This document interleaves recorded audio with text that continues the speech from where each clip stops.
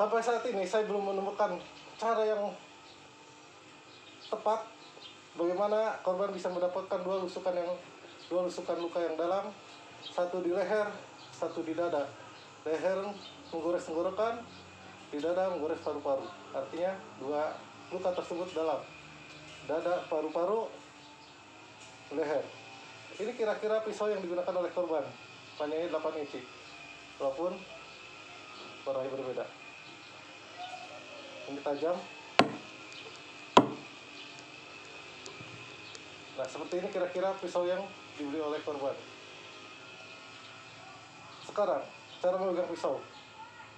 Jika korban memegang pisau dengan cara seperti ini, lalu membuat satu tusukan di leher, tidak akan kuat, atau yang pertama di leher, atau baik yang pertama di dada, yang di dada tidak akan kuat untuk menembus tulang yang melindungi paru-paru. Karena dalam posisi seperti ini, otot kita tidak bisa menekan lebih dalam.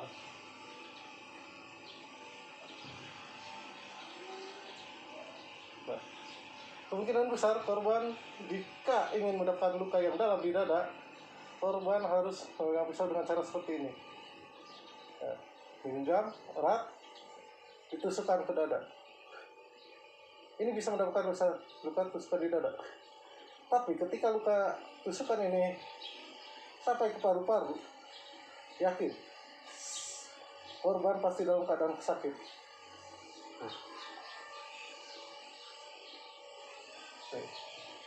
Pasti sakit. Ini yang sedikit aja sakit.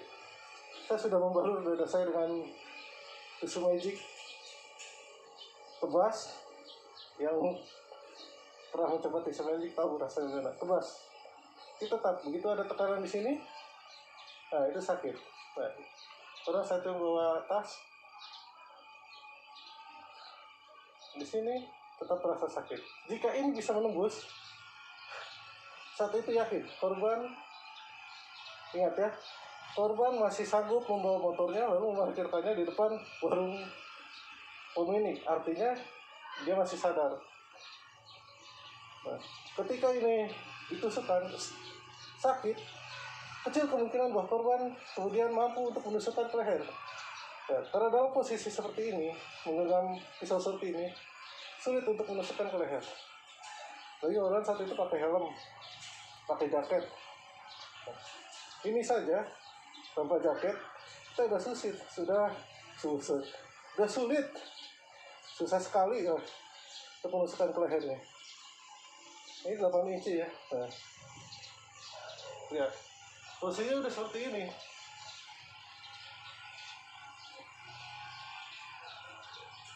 Dan walaupun korban yang pertama tusukan pertamanya adalah ke leher, nah ketika di leher ini tusukan, mengenai kebetulan yakin tangan yang memegang pisau ini akan lepas, saking sakitnya.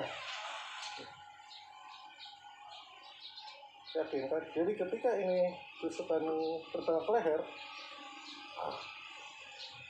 lalu tenggorokannya terluka, yakin korban akan mendapat sesak napas kan. Nah, gitu dari ini masuk, pisau akan terlepas. Nah, korban tangan sudah konsentrasi ke sini karena napasnya sesak. Oke, lihat sampai disembelih. Dan saya sudah pernah menyaksikan orang yang digorok. Dia sesak napas, walaupun tangannya terikat, dia tetap seperti itu ya. Ketika tenggorokan sudah luka, sakitnya luar biasa. Nah, jadi sampai sekarang saya tidak tahu bagaimana caranya korban bisa mendapatkan luka yang dalam di leher dan di dada. Untuk ahli yang mengatakan bahwa korban bunuh diri, tunjukkan bagaimana caranya korban bisa menusuk dada dan lehernya. Perlihatkan. Jodoh, rezeki, hidup, mati. Aku yakin tidak ada seorang pun yang tahu pasti. Jodoh, meskipun aku berpacaran sudah 7 tahun dengannya, namun kadang aku masih belum yakin juga kalau dia akan kalau dia yang akan menjadi istriku. Rezeki. Lihat saja, motor besar yang kutawarkan sejak berbulan-bulan lalu, sampai sekarang masih terparkir dalam rumahku. Meskipun aku berkeras ingin menjualnya, tapi jika Allah menetapkan itu rezekiku, ternyata tak akan bisa lepas dariku. Setelah aku pikir, memang buat apa juga aku jual. Hidup. Aku lahir hari Senin Legi 8 Rabiul Awal. Simbah bilang, aku harum bagai bunga. Akan banyak yang suka karena aku manis. Dan akan banyak juga orang yang iri. Ya, beliau memang suka menghitung primbon. Sepertinya kebanyakan orang tua Jawa memang begitu. Hidupku biasa saja, bekerja seperti kebanyakan orang dengan penghasilan yang cukup. Aku selalu bersyukur atas kehidupan ini. Mati. Ya, mati. Siapa yang pernah tahu akan waktu kematiannya?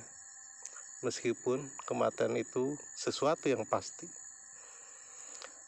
Karena itu aku bersiap. Agamaku mewajibkanku sholat, mengaji, puasa. Dan itu yang aku lakukan. Aku selalu menjaga hati ibu dan ayahku yang telah membesarkanku dengan penuh kasih. Aku yakin semua orang sepakat kalau durhaka kepada orang tua dan mengecewakan mereka adalah dosa besar. Hari ini aku sudah baikan. Sudah 3 hari aku di rumah. Cuti sakit.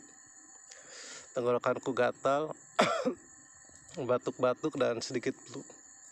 Kalaupun memaksakan bekerja tentu tak bisa. Sejak pandemi Covid ini masuk kantor selalu dicek suhu tubuh. Sebenarnya suhu jidat sih. Karena itu kalau pergi ke kantor, aku selalu mengenakan helm untuk melindungi agar suhu jidatku tidak naik. Dan kalau demam sedikit, pasti diarahkan konsul ke bapak di klinik. Oh iya, aku bersyukur bekerja di kantor yang lengkap fasilitasnya. Punya klinik dengan tenaga kesehatan sendiri dan kantin senyaman restoran. Selama cuti sakit aku di rumah saja, biar cepat sembuh. Aku beli obat batuk, namanya Samkodin. Tinggal COD-an sampai deh. Oh ya, aku juga suka mengkonsumsi Prohipar buat kuat melek. Kalau masuk shift 3, aku perlu tenaga lebih dan konsentrasi untuk pekerjaanku kan. Apalagi aku jarang olahraga. Semua obat yang aku beli tidak ilegal kok. Dijual bebas di toko online kok. Cek aja. Oh iya, aku ada keluar juga sih. Meluruskan sedikit masalah. Urusan cinta itu emang banyak dinamikanya, banyak bling-bling animasinya. Perempuan itu makhluk unik dengan memori bank yang besar. Berurusan dengan yang satu ini, kudu pinter-pinter ngatur transisi sama angelnya, biar indah dirasa. Aku bangga sih banyak yang suka. Tapi mungkin itulah godaannya kalau sudah berkomitmen. Kata ayahku, kalau orang sudah nikah banyak godaannya. Masih bujangan, susah dapetin cewek. Pas sudah nikah, banyak yang naksir. Mungkin ini salah satunya. Setelah bertunangan dan berjanji akan menyiapkan pernikahan 2 tahun lagi, ada lagi yang cantik yang naksir ke aku. Alhamdulillah sih. Cuti sakitku berakhir dan aku sudah merasa sehat. Selepas sholat zuhur, aku bersiap-siap. Aku terima pesan dari kamu. Nitip beliin pisau. Buat apa sih nitip beliin pisau? Ya, tapi karena toko perlengkapannya dekat rumahku, aku ya aja. Walaupun berangkat kerjanya, aku jadi pakai rute agak jauh lewat Pondok Indah.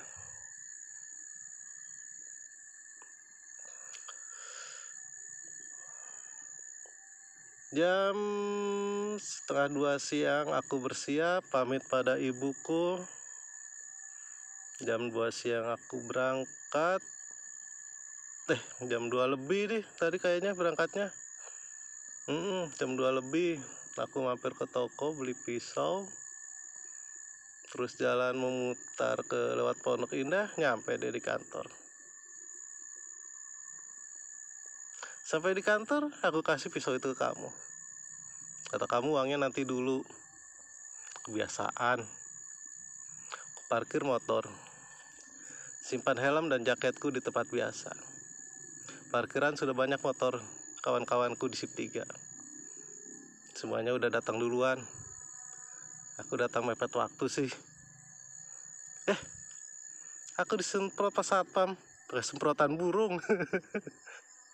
Ditodong jidatku 36,5 katanya.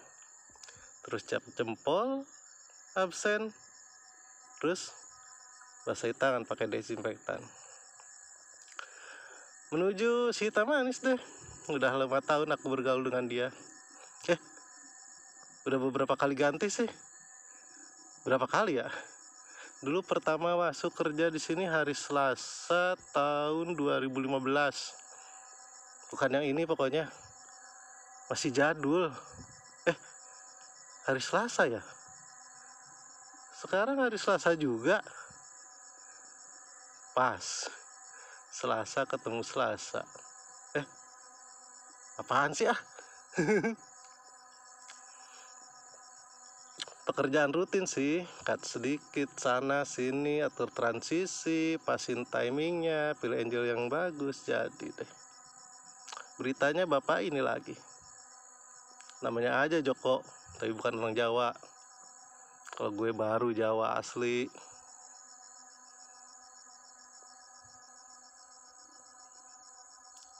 Ini lagi, ada apa sih? Gak ada hujan, gak ada angin, ngajak ketemuan habis kerja. Gue capek tahu. Lu gak ngerti sih kalau gue habis sakit. Mau bayar pisau mah nanti aja. Gue cepet-cepet nyelesain kerjaan. Sampai kerjaan berita olahraga yang tengah malam nanti. Gue pikir-pikir acara olahraga kok tengah malam ya? Bukannya atlet kalau bobo sore-sore ya? Ya kan yang suka taruhan olahraga pada melek kalau malam. Oh iya ya, acara ini buat mereka. Buat yang suka berita olahraganya. Yang olahraga suka beritanya doang. Udah beres semua, gue edit sebentar sambil nunggu waktu buat cap jempol absen. Gak biasanya ngajak ketemuan di kantor di tempat sepi. Kan enakan di kantin, ngobrol sambil minum gratis. Ini memang salah satu tempat di kantor yang kalau malam sepi banget. Siang juga daerah yang kesini sih.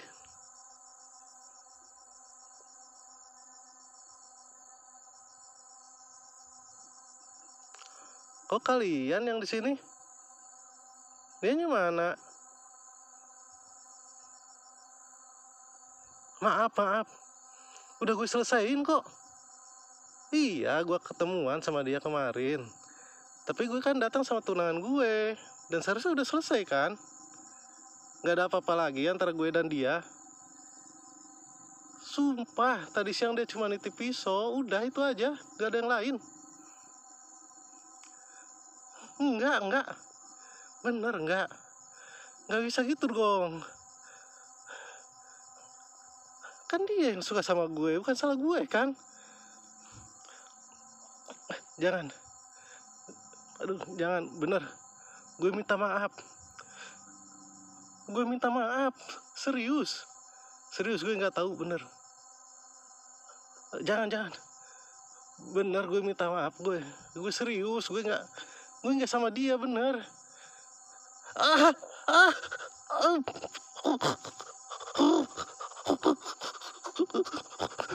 Mama, mereka tusuk aku, Ma. Sakit. Mama, tolong, Ma. Mama, sakit, Ma. Sakit.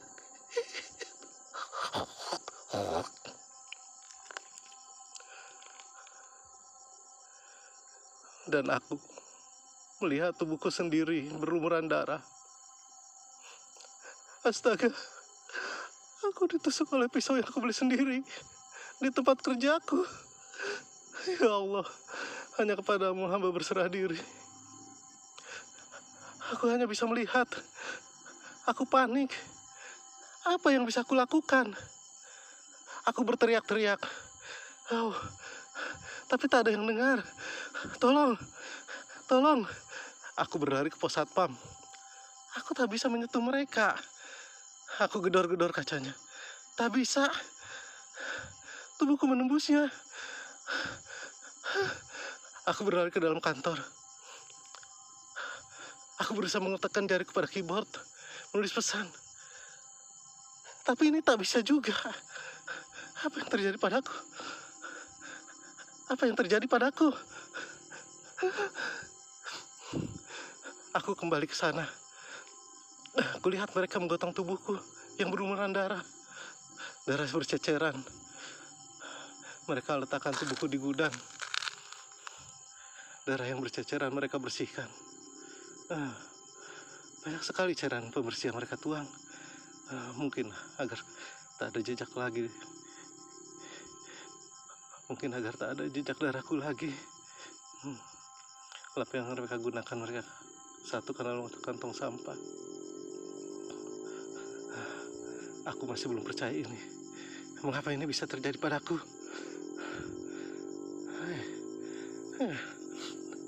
Wajah kalian bingung dan ketakutan. Kulihat tanganmu terluka juga. Mana wajah bengismu ketika kamu berkali-kali kamu menusukku? Ya, kamu memang lebih tinggi dan kekar dariku. Jadi mudah saja bagi menusukkan pisau padaku. Seharusnya aku melawan tadi atau lari. Darah dari tubuhku mulai berhenti mengalir.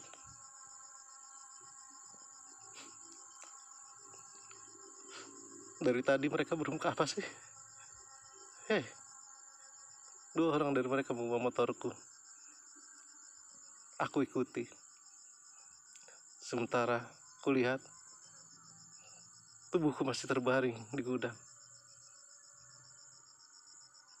Wow,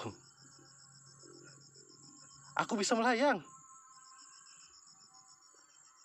Aku bisa terbang. Makhluk apa aku ini sekarang?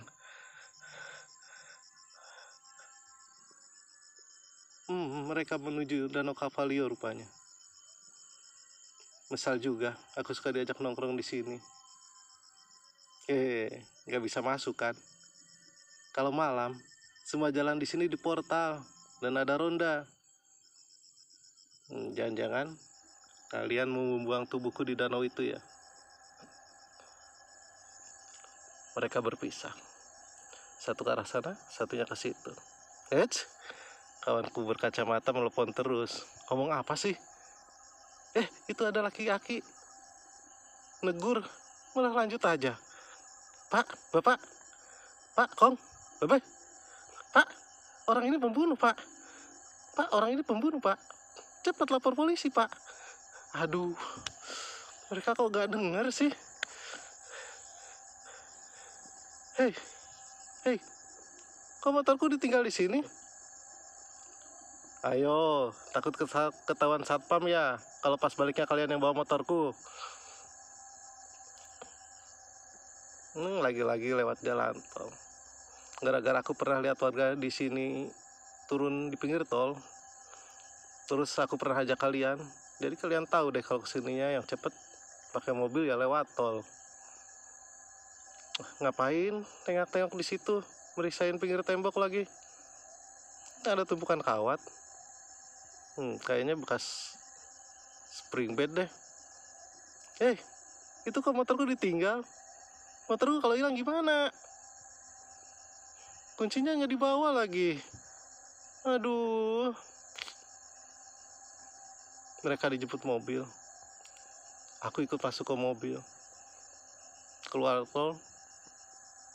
Sampai lagi di kantorku.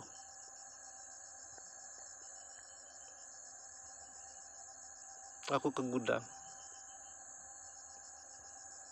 Kalian buka seragamku rupanya. Karena ada darah kamu juga ya. Sekarang kalian pakai sekarang kalian pakai sarung tangan ya. Oh iya. Gara-gara corona, kantor menyediakan juga sarung tangan karet biar higienis katanya. Kau siapa itu? Dipakaikan ke badanku. Aduh, kau ditusuk-tusuk lagi. Kok pelan sih nusuknya? Nggak geberigas kayak tadi. Biar pas lubang robeknya ya. Seharian tubuhku di gudang itu. Aku mondar-mandir, berharap ada yang mendengarku. Aku duduk di kantin, haus. Aku haus sekali, tapi tak bisa minum. Di sini kalau aku perhatikan, mbak penjaga kantin manis-manis juga ya. Kayaknya mereka masih magang deh. Aku kembali ke gudang. Kuperhatikan tubuhku sendiri yang terbujur kaku. Aku menyesal. Mengapa aku tak pernah berlatih bela diri? Mengapa aku rajin olahraga? Udah tahu pendek malah nggak ada usaha lagi. Aku juga menyesal. Kenapa mau aja disuruh kamu? Aku nggak menyangka. Aku ingat mamaku. Aku ingat ayahku. Aku ingat adikku yang sedang sakit.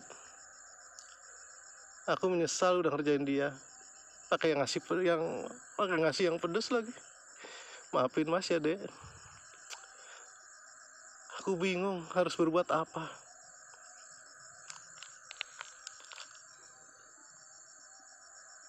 Malam hari, mereka kembali lagi. Mereka semua memakai sarung tangan karet, membawa jaket dan helmku. Ngapain kamu buka dompetku? Aduh, kau yang 100 ribuan sama 50 ribuan diambil sih. Sambil cengar-cengir lagi. Buat apa bawa seragam lagi? Mau dipakaikan ya?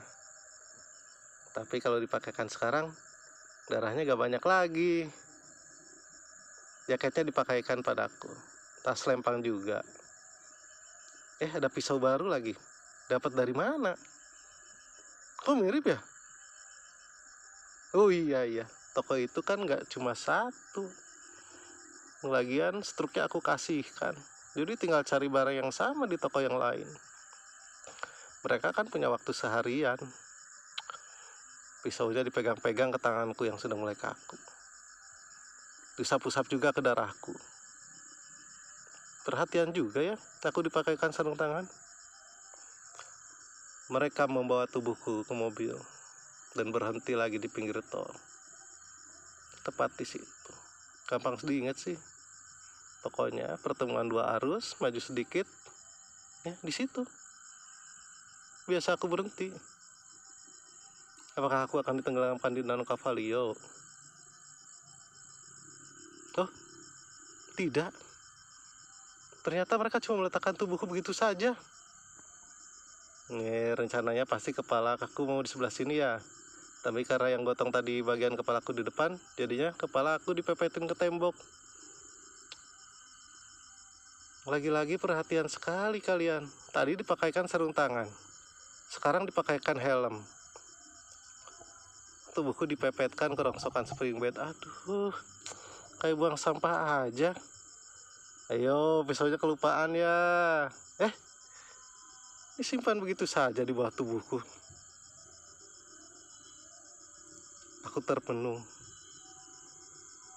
Memperhatikan tubuhku yang mereka geletakkan begitu saja. Mobil mereka bergerak cepat meninggalkanku. Gerimis kecil turun. Aku bingung, harus bagaimana?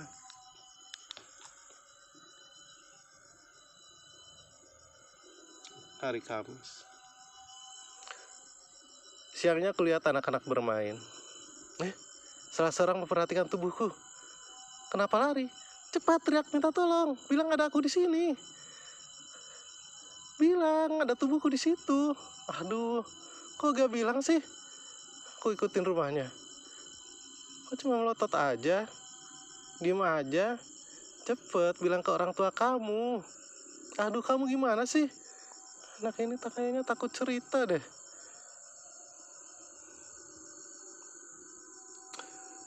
Ini malam Jumat. Aku masih memperhatikan tubuhku yang terbaring, tak berdaya, bersama rongsokan. Ya. Sekarang tak ada lagi harganya. Nah, siangnya nih, ada anak-anak lagi main layangan. Itu ada anak yang kemarin. Ya, dia lihat lagi tubuhku bersama kawan-kawannya. Ya, sepertinya mereka mulai cerita. Itu dia itu. Ada bapak-bapak yang datang memastikan. Ya, mereka mulai heboh, mulai berkerumun. Aku bersyukur, setidaknya jasadku akan ada yang mengurus.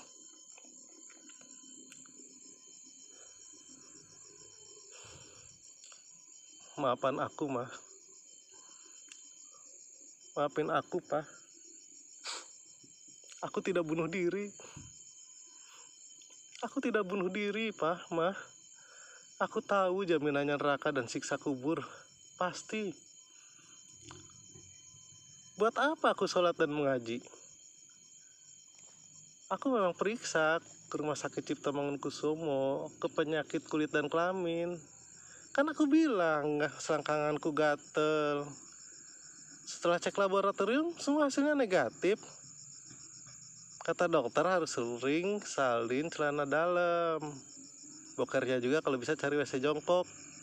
Dan jangan lupa pakai sabun, terus keringin. Lihat aja deh, resepnya kan cuma dikasih ketokonazol. Oh iya, waktu itu kan aku ngobrol juga mau menikah.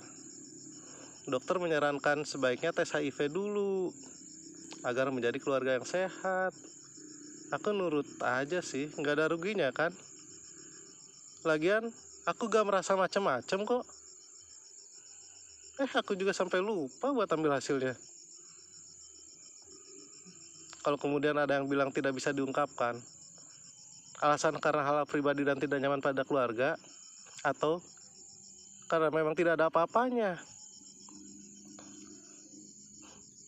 Terus, kalau kalian bilang bukan konflik asmara, karena konfliknya sudah selesai, dan dia sudah tidak bekerja lagi di sana, sebenarnya kalian menghindari keingintahuan semua orang ke arah situ, bukan?